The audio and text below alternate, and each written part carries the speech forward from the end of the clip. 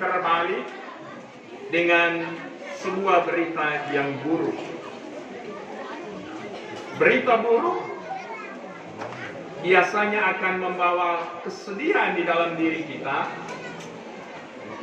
Tetapi kalau ada berita yang baik, maka sudah pasti kita bergembira, kita bersukacita. Tapi saudara-saudari sekalian yang terkasih, kita tidak hanya bisa menerima sesuatu itu sebagai yang baik dan mendatangkan sukacita dan kegembiraan di dalam diri kita, kalau sesuatu itu tidak bisa dimengerti, kalau sesuatu itu tidak bisa dipahami dengan baik. Bilanglah sesuatu yang baik itu akan bisa mendatangkan sukacita, akan bisa membawa kegembiraan bagi kita kalau sesuatu yang baik itu bisa dimengerti dengan baik, bisa dipahami dengan baik.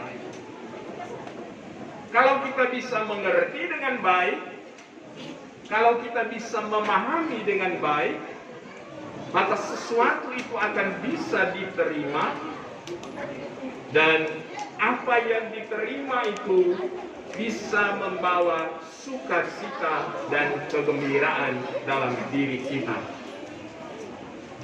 Karena itu, saudara-saudari sekalian yang terkasih, bisa dibayangkan seperti kita dengarkan dalam bacaan Injil tadi, ketika Maria menerima kabar berita dari malaikat Tuhan, mula-mula ia bergumul dengan berita itu. Awalnya tidak mudah bagi dia untuk bisa menerima apa yang disampaikan oleh malaikat Tuhan. Mengapa Maria bergumul? Mengapa Maria tidak mudah untuk bisa menerima apa yang disampaikan oleh malaikat Tuhan?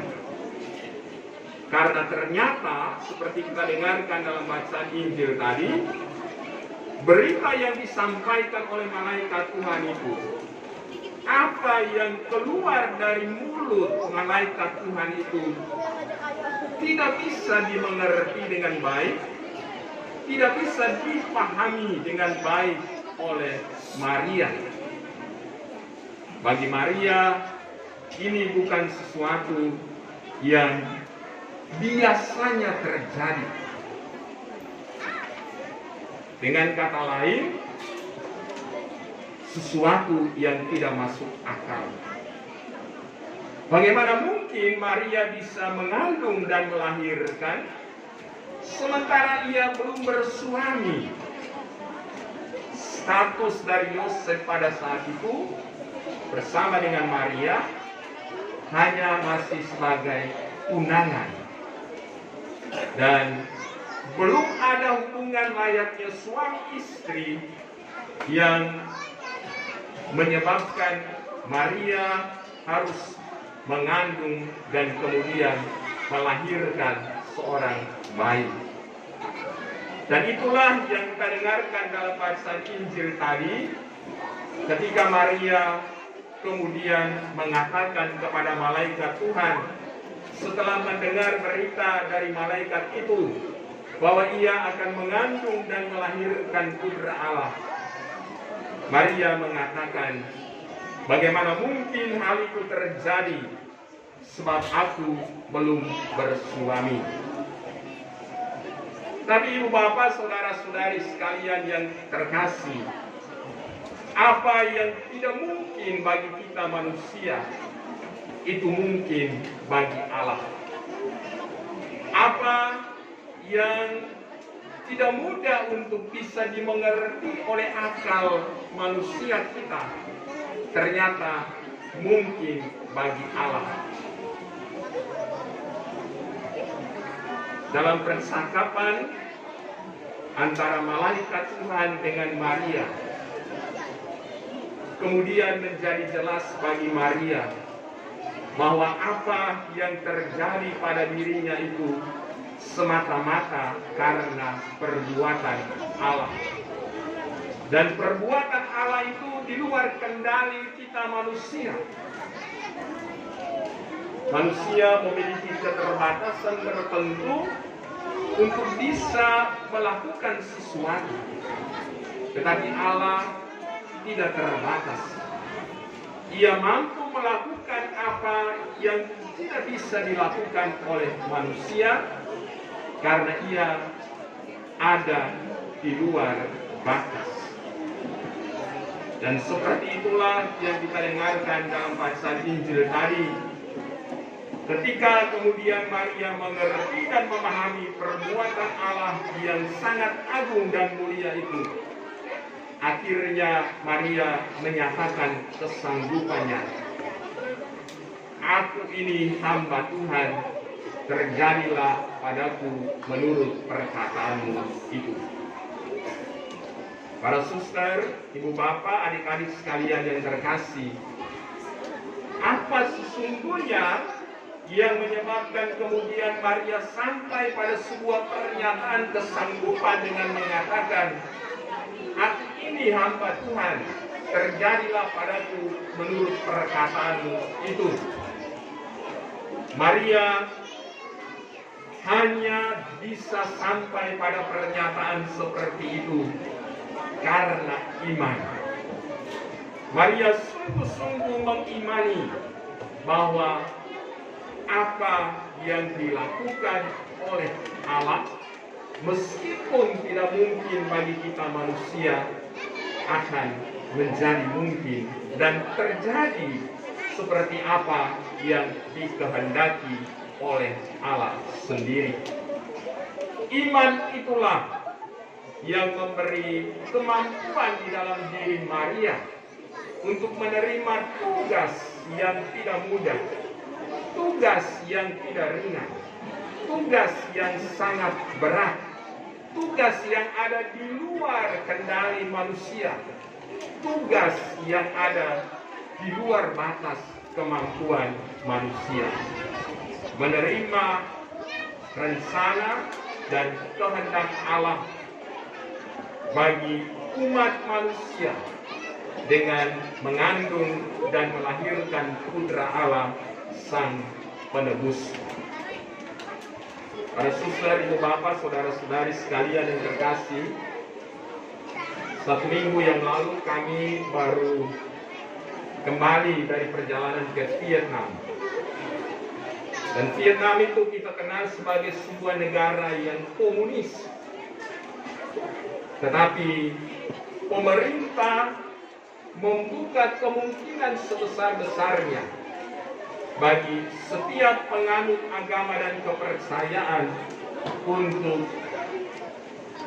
menunjukkan, untuk menyatakan keyakinan iman mereka.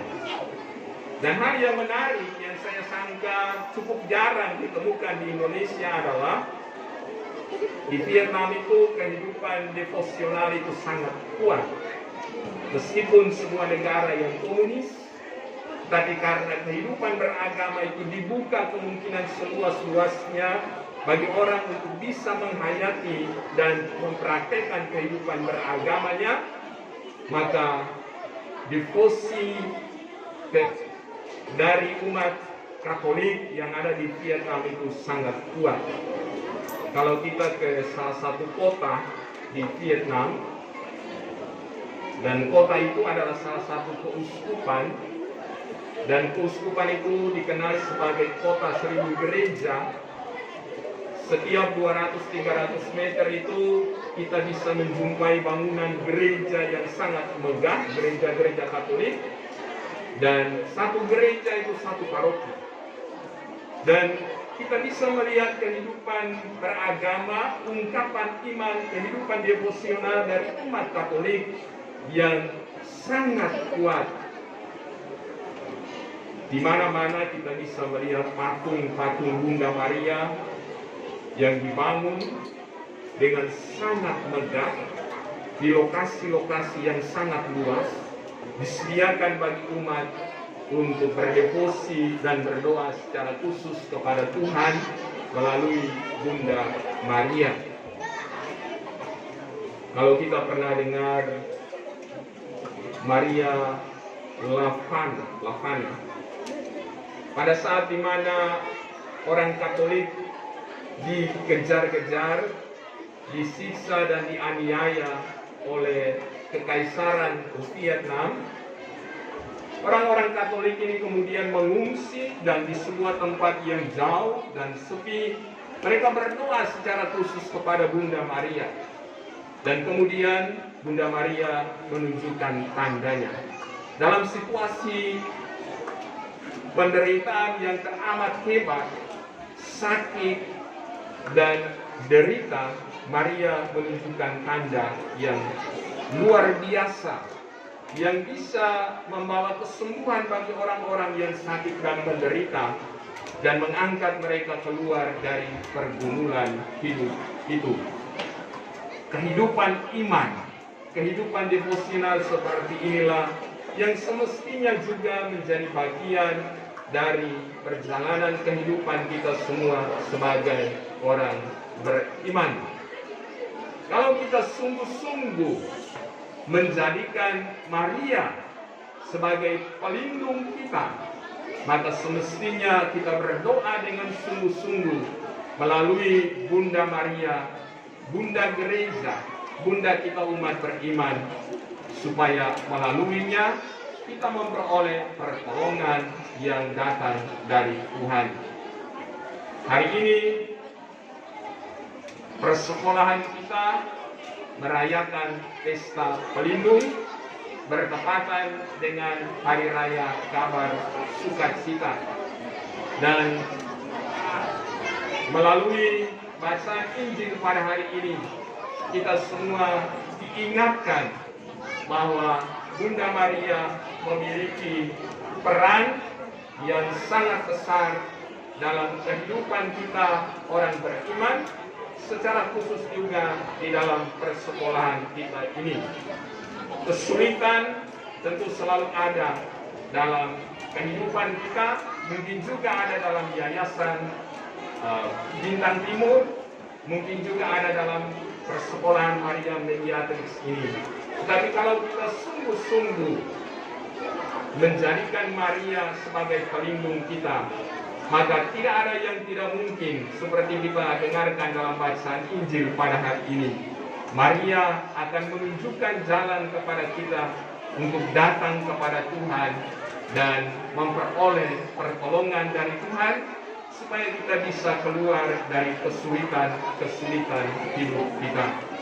Maka marilah kita berdoa dalam perayaan Ekaristi Kudus pada Hari Raya Kabar Sukacita, pesta pelindung persekolahan Maria Mediatrix. Semoga Bunda Maria senantiasa mendoakan kita, mendoakan hidup kita, mendoakan karya kita, supaya hidup dan karya kita sungguh-sungguh berguna, bermanfaat bagi banyak orang, seperti yang telah dilakukan oleh Bunda Maria sendiri. Tuhan memberkati kita semua.